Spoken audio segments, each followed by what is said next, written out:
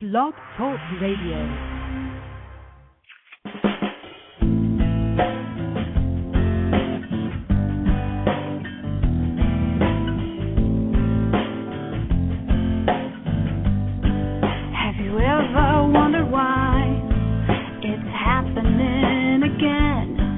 Welcome to MindShifters Radio with your co-host, the Forgiveness Doctor, Dr. Michael Ryce, and his wife Jeanie. Michael and Jeanie share with you the wisdom of the ancient Aramaic internal process of forgiveness.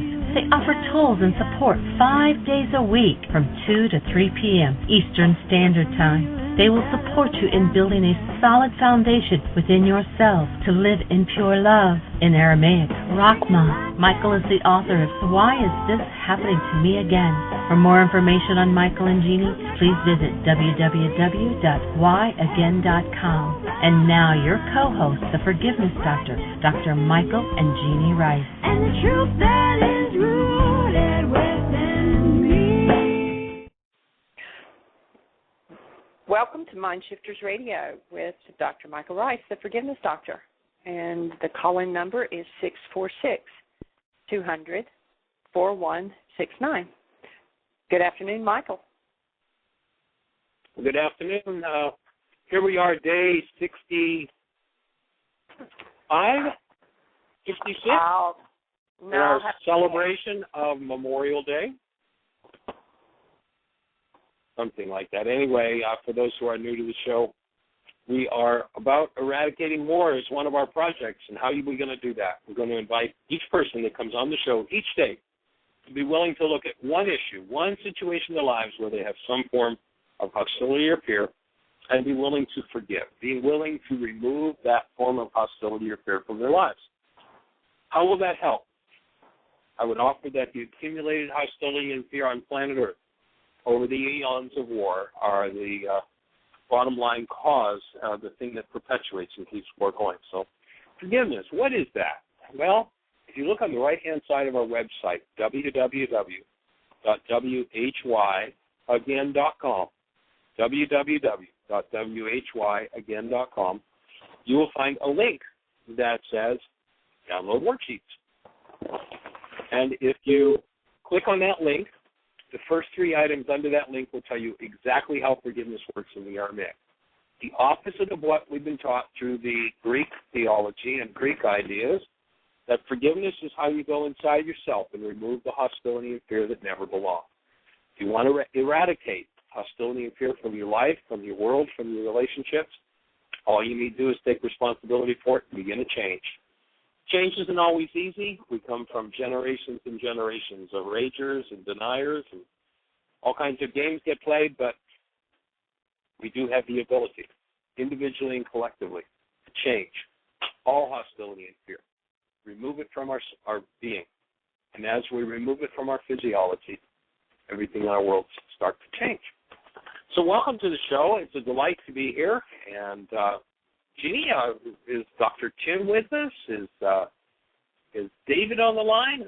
Have we got anybody on the line? Any questions or thoughts in the chat room?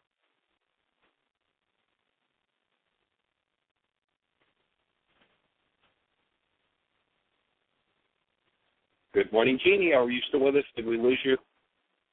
I guess we must have. Well, anyway. Dr. Tim, are you with us today?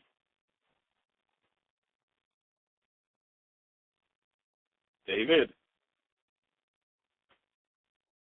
I guess we're here by ourselves, folks, at least in terms of Dr. Tim and David. So welcome to the show. Our work together is to remove all forms of hostility and fear and move into the active presence of our human nature. How do you tell what human nature is? It's really easy. Human nature is the active presence of love. Human nature is that thing that allows us. What? You say you're not sure about that? Okay, I have a challenge for you. Go hold a newborn child. Once you held the newborn, you will have a direct experience of exactly what human life is and exactly what you and I, are designed to live out of. Nothing more, nothing less. That's it. That's what we're designed for. And that's what we're here to support you in learning to do, in living as the active presence of love 24/7, 365. It's our work together. Actually, in the ancient teachings, that was called liturgy. Liturgy meant our common work. Here we are, our common work. And our common work is that of learning to remove all hostility and fear and move back into the active presence of the human life. What we humans are designed for. So we're glad you're here to share with us. And I'm waiting actually at this moment to get the show to come up on my computer so I can look. It appears Jean is in a different room, so we can't speak to each other if she's not able to get on the phone. And Michael? We are, well, hello there. Well, you can hear me now. I can. Hello? Okay, well, I'm Hello, David, I got you. Matthew with Jeanie right now, just letting me know that I was on and available, and Tim isn't on though. Are you hearing me okay now? I hear you loud and clear. Good. And I'm glad you're here. Actually, I'm glad you're here at Heartland with us. We are in day, let's see, I think it's day 13 of teachers training. We have just had some awesome breakthroughs, actually 15. Awesome stuff happening. 3 more days. Are you there? Yes, sir. But okay. The breakthroughs have just been amazing. Yep. We're going to have a mighty group of teachers when we're complete here that are going to head out. We have a young lady who's in Miami, and she is on fire and committed to taking this work to the Miami community. And another young lady you've often heard, actually both of them, Jehu, who you've heard oftentimes, and Nene, who've both been on the show. And they are in the teachers training, and they're conspiring, they're breathing together to see how they're going to bring this to the Miami, Fort Lauderdale, South Florida community. So that's awesome to be part of doing, and all things moving forward. So glad you're here, David. And one of our discussions last week, we've actually had the discussion several times on, what comes first, the emotion or the thought.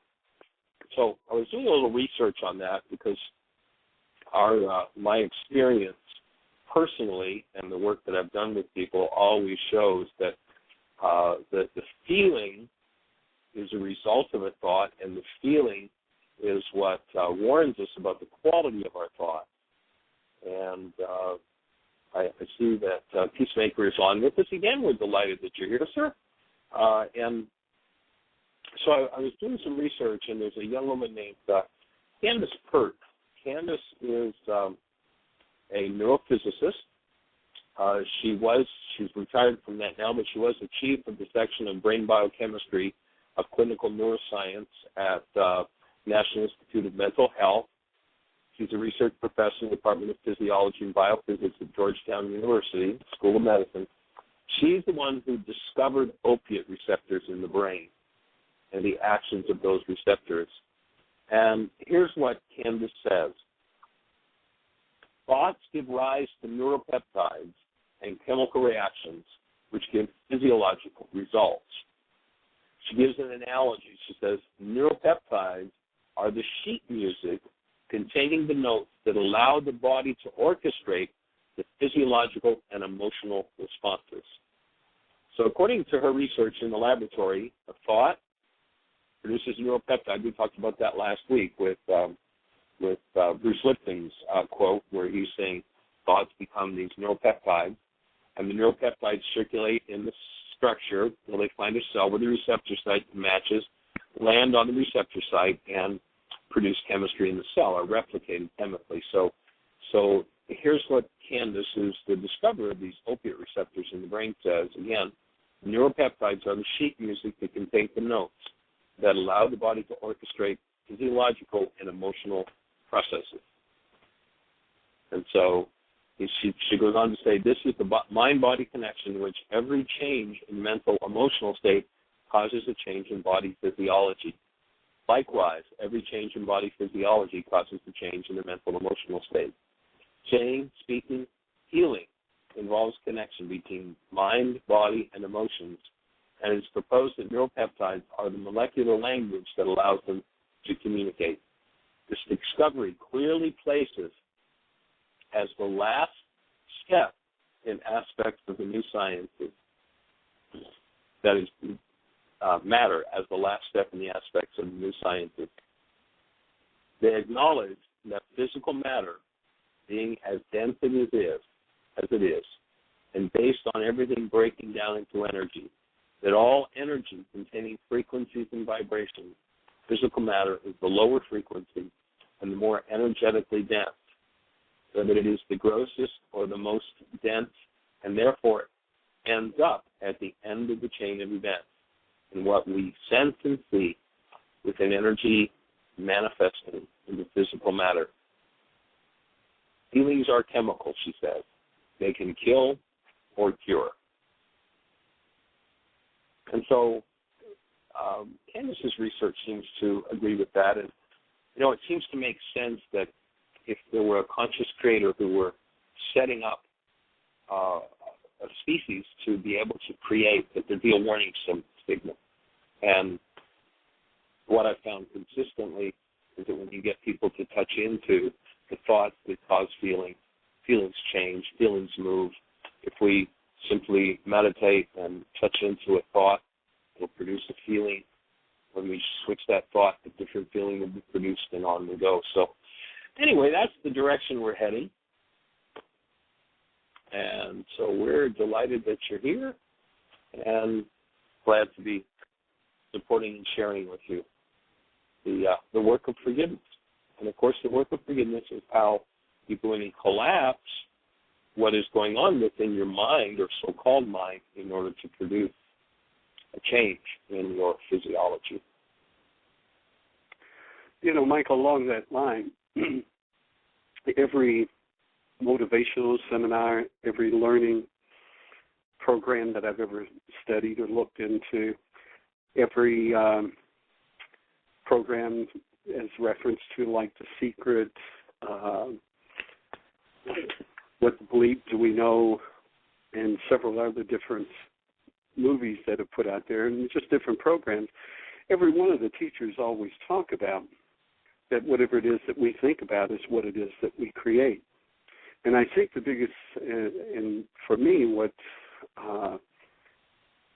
through my work and what I've discovered was when I discovered you and your work about removing the thoughts and the energies.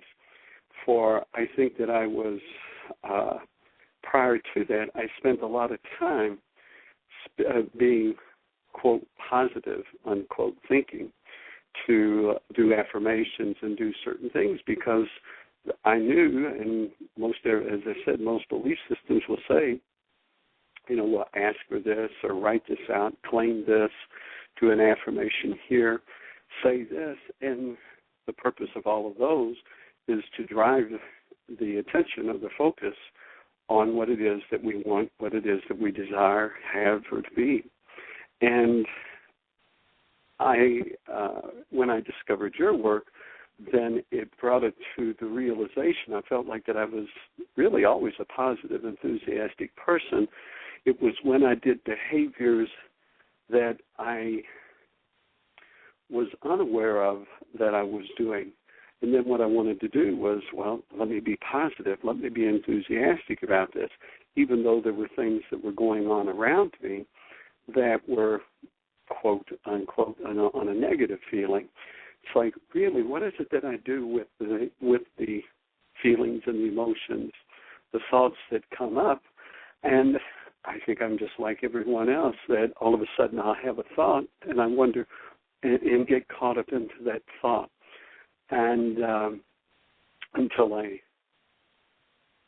started and still I began doing your work and continue to do your work, then it's the real idea of removing the other thoughts, in addition to putting in who it is that I am, or at least triggering or registering some of the things that I am, and letting go of that. And I think that most of the programs out there, they touch on that with saying, well, you just have to forgive and forget, one of the statements, and or to move along. And without the tools, though, without the real understanding of how to do that, I was stuck. I was just literally stuck, and I spent many years studying lots of different things. And the only thing that's really supported me in moving along was this tool of forgiveness. So it is definitely an awesome opportunity to jump in and use that tool, isn't it, David? Well, it's without that tool, it's really futile. It's just an ongoing. And I think from my projection and perceptions of other people is that when I go to talk with them about where they're at and how they're feeling, they really want to feel good, and they do have good intentions, and they have I think that most people really do want to express love and to have world peace and to have a great relationship and have a wonderful family. It's that the key to it is how do they, waking up in the morning, and if there's some energy that's in there or some thoughts that's, what was that you were saying the other day?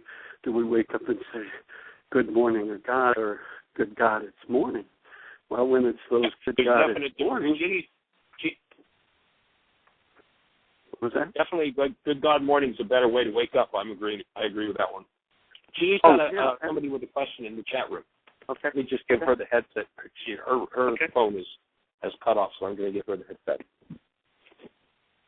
Okay, we have two questions, actually. The first one is Peacemaker, and they said that they found out, they did some research, and what they found was that thought is direction for the conscious mind, but behind that thought is a load of information that comes to our consciousness as feeling.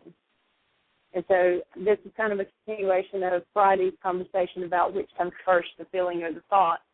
And from this, it sounds like they're still thinking that the feeling, this is going the right direction. So you've got thought is direction for the conscious mind, and behind the thought is a load of information that comes to our consciousness as feelings. So that's true. The feelings are like a trigger for the thought.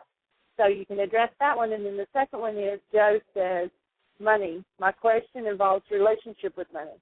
I don't seem to want to keep it in abundance, so I think I must hate money. Well, Joe, a lot of folks have a love-hate relationship with money, and, it's come here, go away. And so two things I'd suggest. You might want to do some worksheets around money. There's a mind shifter process that we do, and it's been a few years since you've been in an intensive, Joe, but you might remember how the mind shifters work. And basically what you do is you take a piece of paper and you divide it in two. On the left-hand side of the page, you write the mind shifter, and you use that as a resonant frequency to bring up whatever's in the dissociated mind, to resonate those things until those things that are hidden, as Peacemaker pointed out, the thought accesses a whole ton of underlying information. That ton of underlying information comes from everything we've ever dissociated from, or everything that's ever been dissociated from around a particular issue, been dissociated from in our bloodline. That's where that ton of information comes from, and that's what needs to be cleaned up and cleared out. So you can use a thought to access those things, dump them out on a piece of paper, and then you'll know where your forgiveness work is. So here's a mind shifter I'd suggest use. It's one of my favorites to give to people who have money challenges. And so divide a page in half and write this on the left-hand side, if you would. I always earn twice as much as I can spend. There you go. Try that one.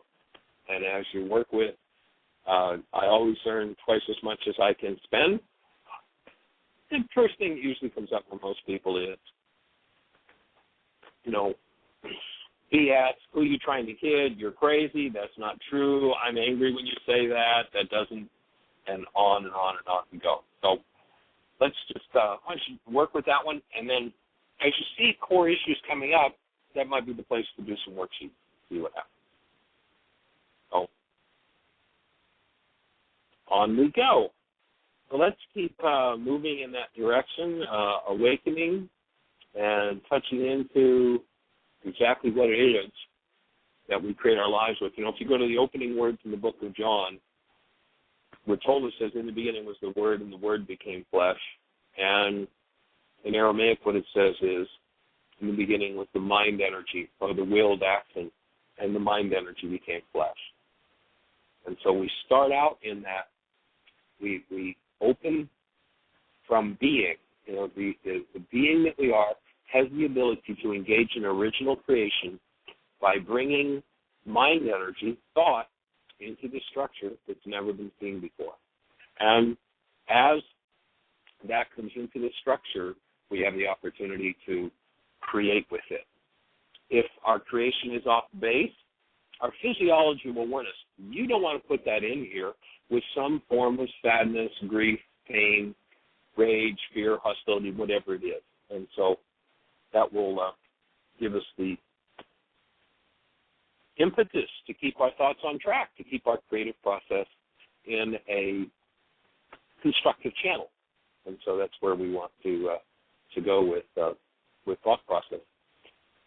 Deepak Chopra says this: a thought of fear, a neurochemical that it turns into, are somehow connected in a hidden process. Transformation of non-matter into matter. So a thought of fear and the neurochemical that turns into are connected in a hidden process, transformation of non-matter into matter. And thank goodness we have a warning signal that tells us if we're off base. Bruce Lipton, I just came across a quote from Bruce that kind of expands his thoughts on this topic.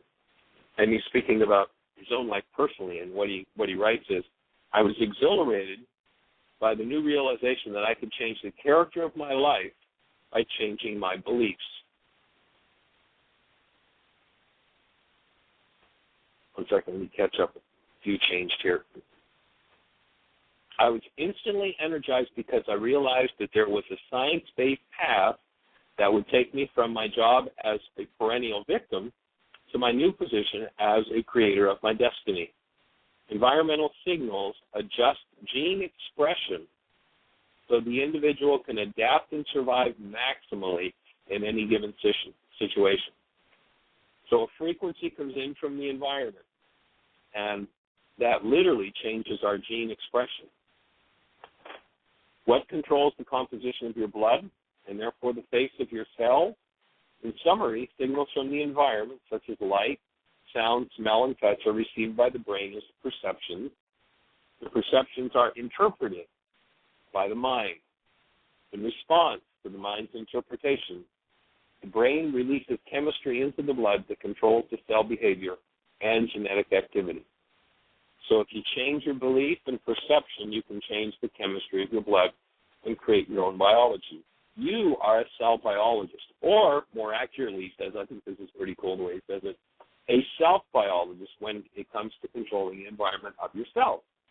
And so when you realize the power of that, the power that you have over your own structure, it behooves you to learn how to touch into anything that you ever put in your structure that never belonged.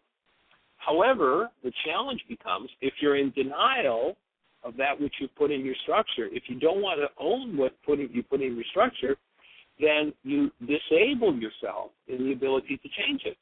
Because once you deny it, it's like a computer. You put a password on it, keep this hidden from me.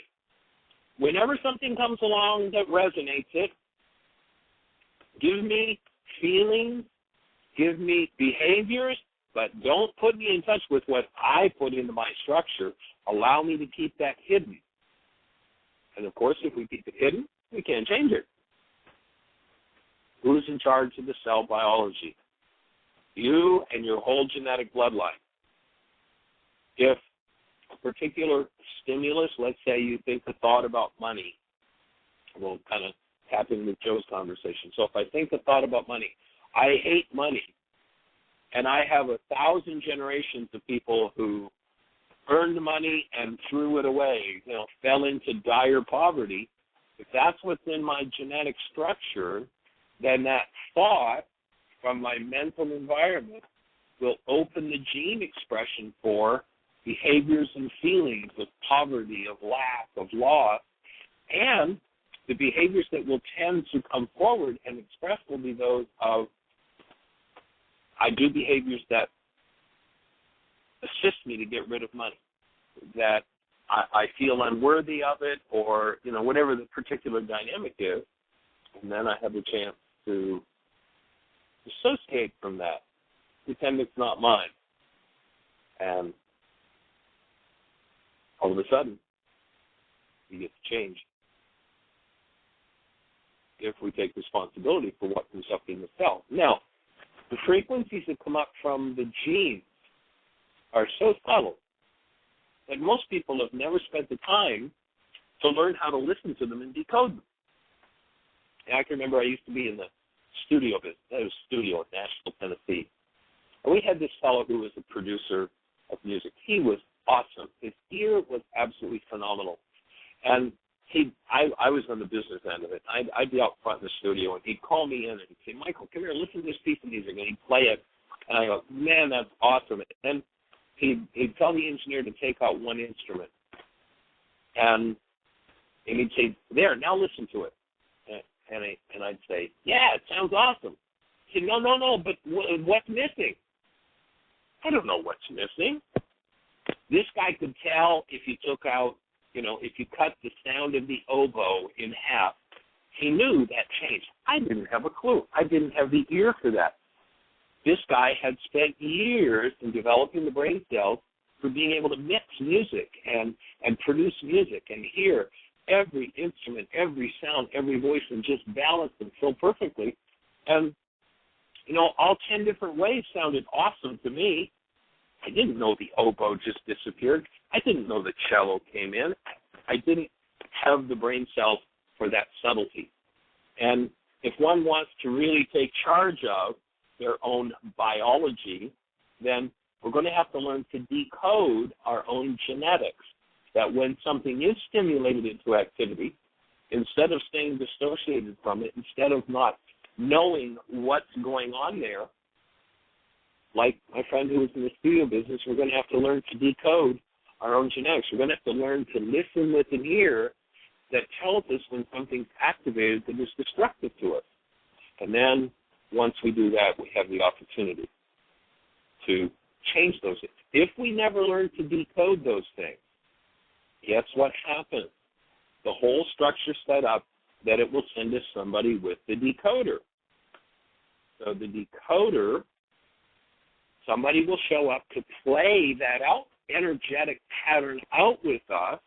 And again, what most people do is they deny ownership of that pattern and get lost in what's resonated out of their own genetics, all that junk that Peacemaker talked about a few minutes ago that comes up in response to a thought. They don't know how to clarify it. And so what the forgiveness process does out of the Aramaic is it gives you the tool to isolate and go directly to the hidden part of the mind, so that as you go to that hidden part of the mind and start to decode and change its content, allow yourself. What the reality management worksheet on the website does is it empowers you to go back into direct relationship with the things that have been hidden. As you go back into direct relationship, then you have the ability to directly change the content of your own genetics.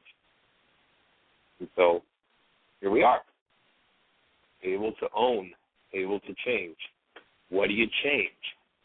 Well, the core cause is the thought, and as you change the thought, which produces the feeling. And of course, they're orchestrated, they're connected. As you change the cause, the effect changes, and everything starts to shift. You get to be more conscious.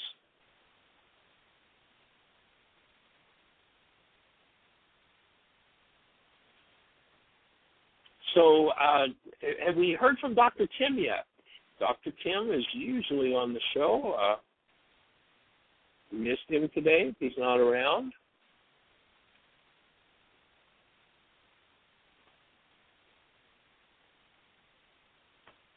Jeanie, do we have any callers?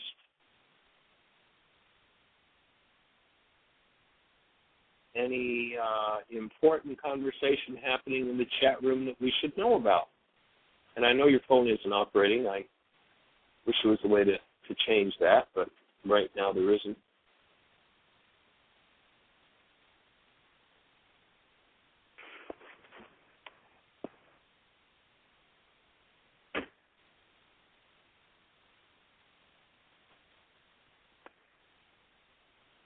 Well, let's move forward in the arena where we've been moving to dealing with what we carry that never belonged in a human system. One of the things to do is to develop the ability, the habit of being patient with yourself and those that you spend your days with, rather than jumping in when you have some kind of an emotional reaction to someone else's thought or behavior, to stay in that connected space within yourself and realize that if something is elicited, as Bruce Lipton talks about, elicited by something in the environment, if you're feeling something that's less than your human life, then you're going to end up wrestling with your own unconscious demons. If you've dissociated from those unconscious demons, then what the game is we project. We use our own unconscious thought to produce pictures of somebody else, and we're sure somebody else is the cause of our feelings, somebody else is the cause of what's happening inside of us. And so it's time for us to fully take charge of what's going on inside of us and to change what never belonged in a human structure. What never belonged? Any form of hostility or fear. When you rid yourself of all hostility or fear, then you get to incarnate a human life and become fully conscious. We've got a call from area code. I bet this is probably Richard, area code 603. Good morning. How are you? Or good afternoon, where you are. It's not Richard. It's Lynn again. We spoke on Friday. Well, how are you, young lady? Good. And you? I am awesome. I am doing well. We're having such a blast here with this intensive that it's always fun for me to have an opportunity to deepen my own process as we do this longer-term intensive work that we do. So it's pretty cool. Good. So we left off our conversation on Friday with some suggestions, and where are things at this point? How are you doing? Well, we left off with, we were talking about alcohol, and I've been doing some worksheets, but not sure that it's really they're hitting the mark at this point. So would like some help. Awesome. Is there a specific question you have about the worksheet? Well, I've been doing the worksheet and I'm still drinking, so it just tells me there's something I'm not getting. Unless it's just that I just have to stay with it more and keep repeating it until. Well, you know, for example, what we call the non-being mind. Pardon? Say again, excuse me? I did a worksheet, I think it was on actually Friday after we hung up, and what I did put in 1A was 4 p.m. because at 4 p.m. I started thinking about getting alcohol and having something for the evening. Right. I don't, and 1B, I put in that I want to drink. That's the feeling. Right. And well, 1C, when you clarify we live in an intellectually oriented culture, and a lot of times there's a tendency to make thoughts into feelings. So when you say, I want to drink, as opposed to a feeling, that's a thought. What's the feeling that goes along with that? If you let yourself really tap into feeling. Well, I put in 1C the feeling. Maybe that was the wrong. In 1C, I put in that I was lonely, isolated, disconnected. Huh? When I think about drinking, the feeling at the time is loneliness, isolation, disconnection, sad, definitely sad. And then for 1D, I put nobody knows, sees, hears me, wants me. So it sounds like the pain that, in the vernacular drives you to drink is that of loss in relationship? Lack of relationship, yeah. Loss and lack. And that's, that's my experience for, we spoke on Friday how this is like I'm so aware of a family thing. And, it's, to me, the description of my family, my experience in my family, and pretty much everybody else's too. Right.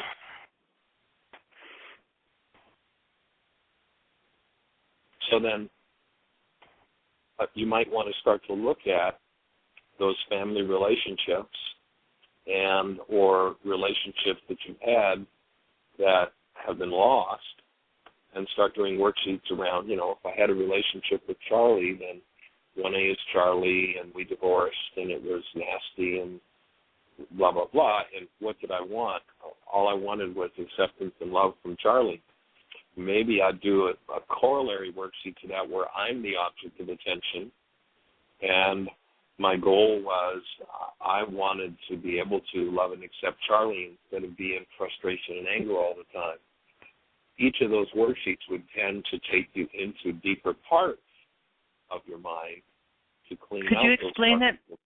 Could you explain that second worksheet with myself? Sure. As the second of the two. So I'd be the object in number 1A. Yeah. So I'd be the object in number 1A.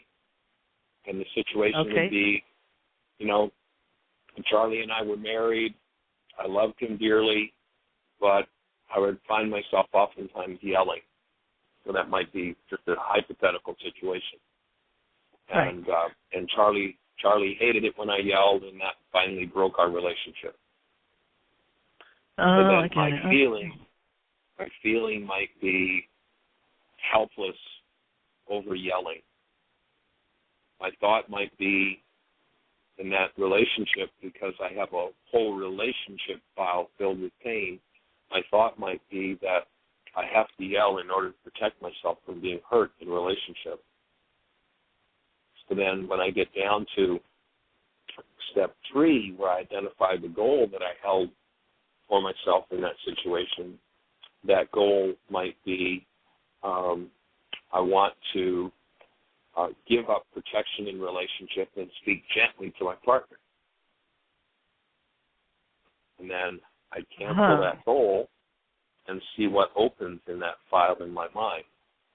And as I clean that content out of that file in my mind, then I get rid of one more piece of pain, one more thought that, and what might surface, let's say once I cancel that goal, what might surface is a memory. Let me give you an example. I was working with a woman today, and she was, dealing with abundance issues in her life. And when we got to canceling the goal, what she got in touch with was how when she was young and early in her marriage, she got pregnant. And her husband said, we don't have enough money to have a baby, and forced her to get an abortion. She totally blocked that. I mean, the awareness, of course, with the abortion was there, but how money, Joe, this might kind of be just, an idea of how things can tie together. And so she instantly went into just huge amounts of grief. I mean, sobbing of grief over the loss of that child. At first, when she touched into that memory, it was with a smile on her face. She's like, well, I've done lots of work around that. It's no big deal. I said, well, just take a breath and see what happens. And the next thing she did was just drop into this huge, huge issue of grief. And as she was able to touch into that, be directly in touch with it instead of, kind of living above it, like, well, I've already handled that. That's okay. I've resolved that. That's no problem. No, that still is contained in brain cells with just huge emotional trauma around it. And maybe from a family history of the loss of children. One doesn't know what the underlying dynamics are because we live in such denial. If you look at traditional alcohol and drug treatment, the whole game is you got to give up denial. Because what denial does is it says, okay, mind, you are not allowed to show me this. This is hidden from my awareness forever. And in the ancient scriptures, that was called the hardness that was created when we entered into denial was called the heart. Remember, they said, take care of the heart, thought of it are the issues of life. So when I deny, dissociate from that, that then becomes the strongest creative force in my life in regard to that particular venue. So to allow myself the space to touch into those pieces and parts of me and literally dump them out of my structure, and that's what the forgiveness worksheet is about, is being able to access those hidden parts. One of my thoughts is that, on the 5th of August, not too many days from now, today being the 1st, we start a 16-day Laws of Living, which is a very deep process-oriented workshop. It's actually a program that we originally created for the prison system, and this was in South Georgia, where we were able to cut recidivism in the prison by 95%. How did we end that, that revolving door? And this was with people who, most people who end up in prison, there's some sort of drug or alcohol involved in their behavior, because the drug or the alcohol wipes out the inhibitors, and bang, those behaviors come forward. And so being able to deepen one's contact with your own unconscious dynamics, and it's not a process that's, overly easy to do for oneself, by oneself. So if you have the space and it's something you're really ready to deal with, you might want to think about joining us for that intensive. I have no idea if that's when does that start? I know you. When does that start, Michael? Michael? On the 5th. The 5th of the 5th, of August. meaning like yes. Friday. Like today's the 1st, 2nd, 3rd, 4th, 5th, Friday. Yes. And it goes for how long? 16 days. Okay. So thank you. What I hear you saying is, for 1A, don't just put in me or another person, but put the relationship in 1A. Yeah, in that particular case, that would be when you see that the overall dynamic, as you speak about, I'm alone, I'm cut off, nobody cares, then now you're in your relationship file. So you want to do worksheets that open the dynamics of your relationship file. And as you do, you get to touch into the hidden parts of yourself that drive the behaviors that you say, I don't ever want to do this again. But, of course, we can say, I don't ever want to do this again until the cows come home. The dissociated part of the mind is absolutely immune to critical control. It's absolutely immune to choices. You can say, I'm not going to do this forever. And all the critical thinking in the world, all the intellectualization will never change that dissociated part of the mind.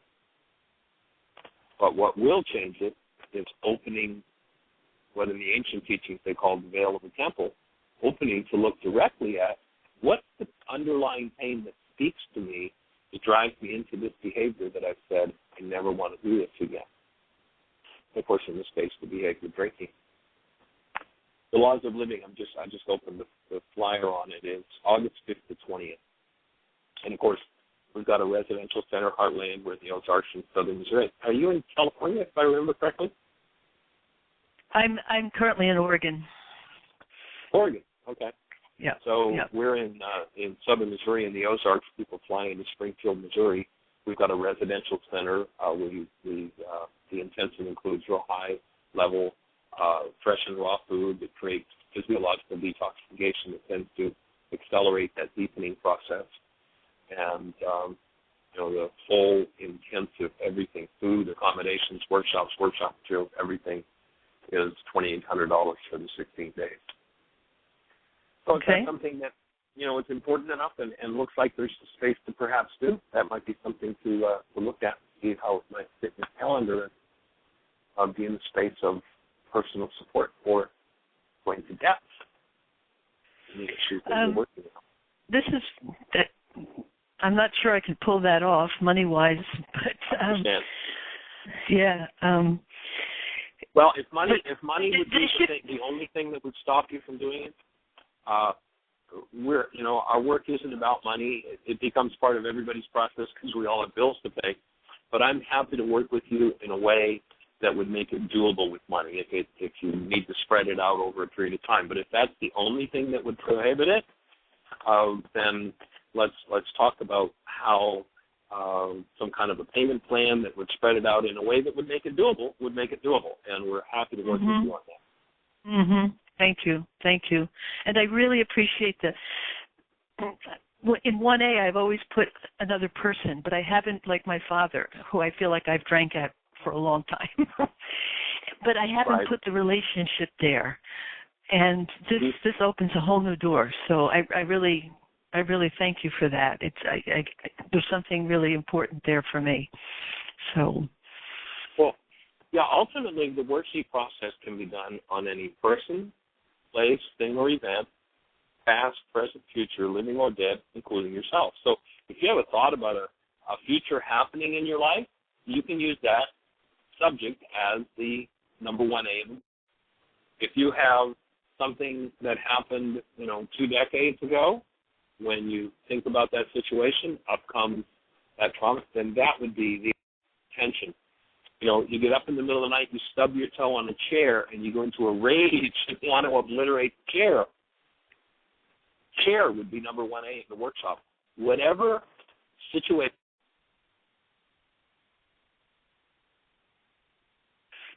Are you there, Michael? Can't hear you. Lost him, huh? Well, this is David, and until he gets back on there, I don't know who else is on who's listening. Then my thought was that you might want to start taking some smaller things in order to look at, to do the worksheets around, rather than major ones.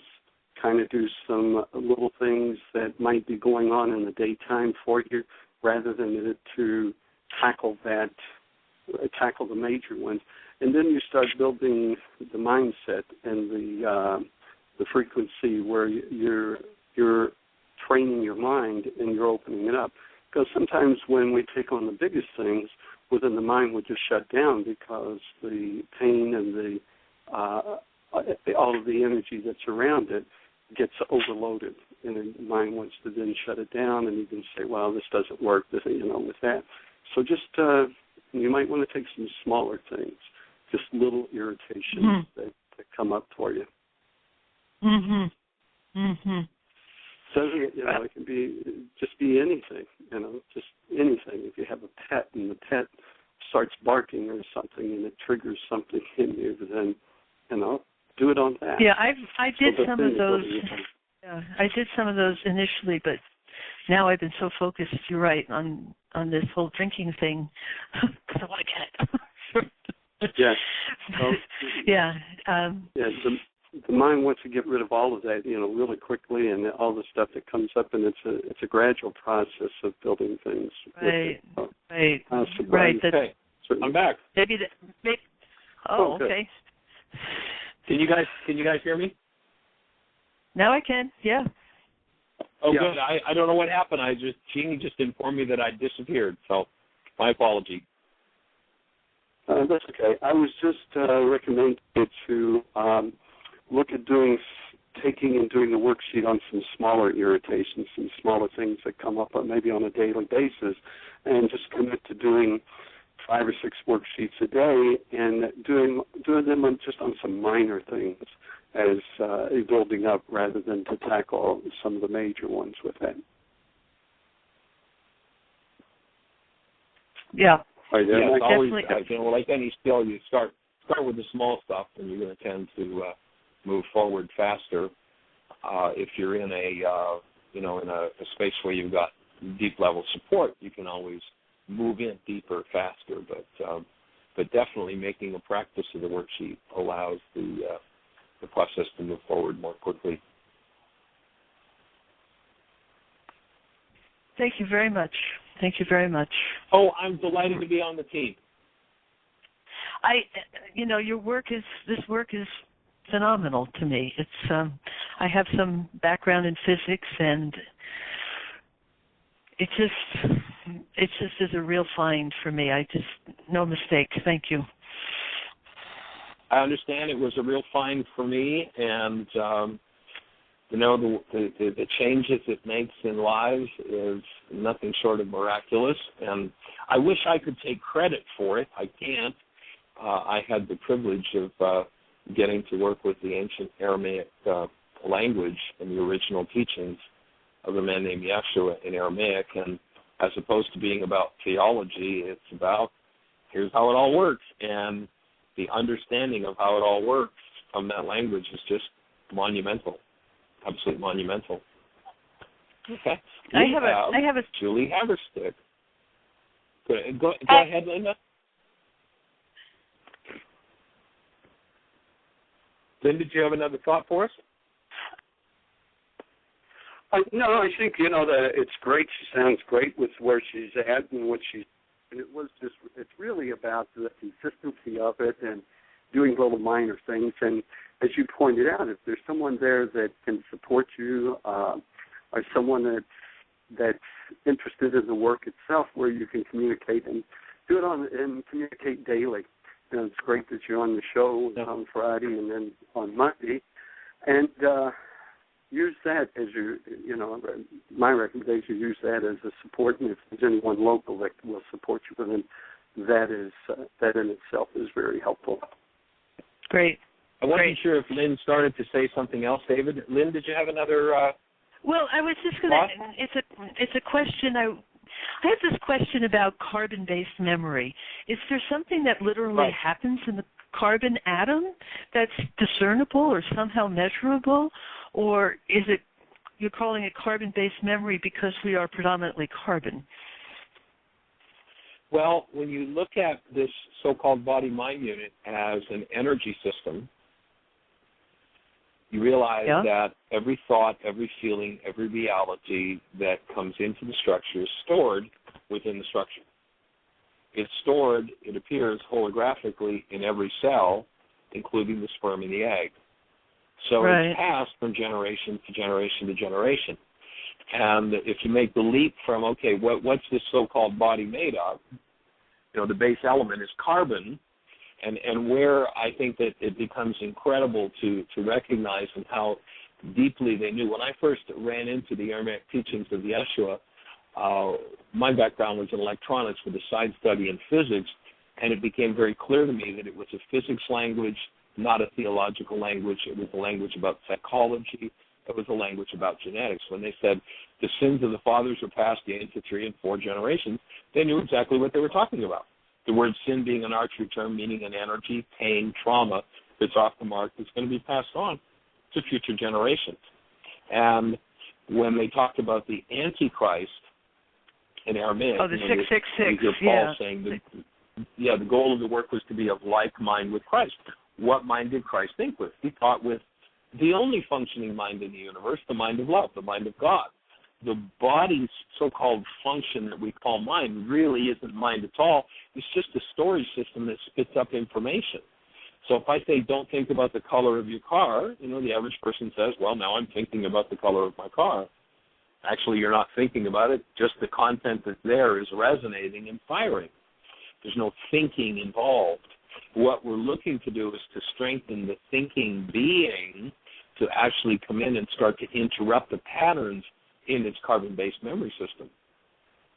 And so the number of the beast, 666, that which can take you out of the mind of love is whatever's in your own carbon-based memory. And, of course, the non-being mind, the mind based in hostility or fear, always wants to find somebody else to blame. It's all, their fault that I'm feeling this. Well, yes, you're right. I've been through it 87 different times with 42 different people, but it's all their fault I'm feeling this. It's like, no, it's just what's stored in my carbon-based memory. Yes, they are the one in the environment that provided the signal that accessed this perhaps out of my normal memory bank or out of my genetics, and here it is now running me, as opposed to somebody does something that accesses something out of my genetics, let's say that's made of rage, and instead of falling into rage, I say, oh, excuse me, mind, excuse me, body, I'm a being called love. I don't do rage. So what am I going to have to do to remove this rage? Oh, that's right, forgiveness. I have a tool with which to collapse the part of my mind that keeps the rage hidden from me, or the root of it, and when I collapse it, I go directly in touch with the rage. Not Dr. Feelgood to go there, but I go directly in touch with the rage, and now that I'm directly in touch with it, I'm empowered to change it. Now I've changed the content of my genetics. I'm rewriting my genetics on a daily basis as on a daily basis I forgive.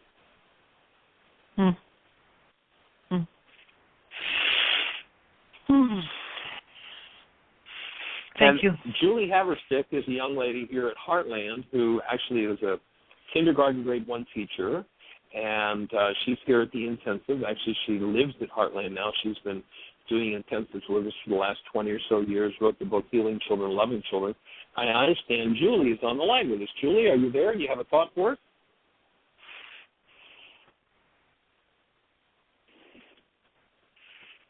Hello, Julie. Oh, I guess she doesn't. So, Linda, do you have any other thoughts? I think this discussion is for everybody. It's all of us who are here. So. Yeah. No. There's an incredible peace that I feel, just being in the energy field of the work, and I have felt that ever since I started to. Ever since I started to communicate with Jeanie, and then and my awareness of your intensive, and now the phone, I've been able to get on the phone. So it's something real. It's very real. Very real. When you use the marker, we all believe that what shows up in our conscious awareness is that we're actually looking at something out there in the world. When you realize that what shows up in your conscious awareness, you're not looking at what's going on out there in the world. You're looking at your mind's content, your mind's interpretation of what's going on in the world. And if it's based in hostility or fear, that becomes the marker. It's like, okay, here's the signal that I begin to question the output of my mind. Is there hostility or fear in it? Whenever there's hostility or fear, what that signaling is, my mind is using corrupt data to produce its reality. And once I recognize my mind is using corrupt data to produce my reality, I have the chance to change that corrupt data. I can't do it without forgiveness, though, because if I stay in the projection, and forgiveness collapses the projection, if I stay in that projection, I only see my own corrupt data indirectly. And I can't change it. I see it directly. I've got to come into direct relationship with it. And time flies when you're having fun. And Linda, I'm enjoying talking with you. I would be delighted to carry this conversation on tomorrow. It is time for us to close the show. And there are several people in the chat room that are saying, thank you, Linda. They're getting a lot out of our conversation. So let's continue tomorrow. We hold you in a blessing, lots of love, and we hold the best year yet of your eternal life. Blessings.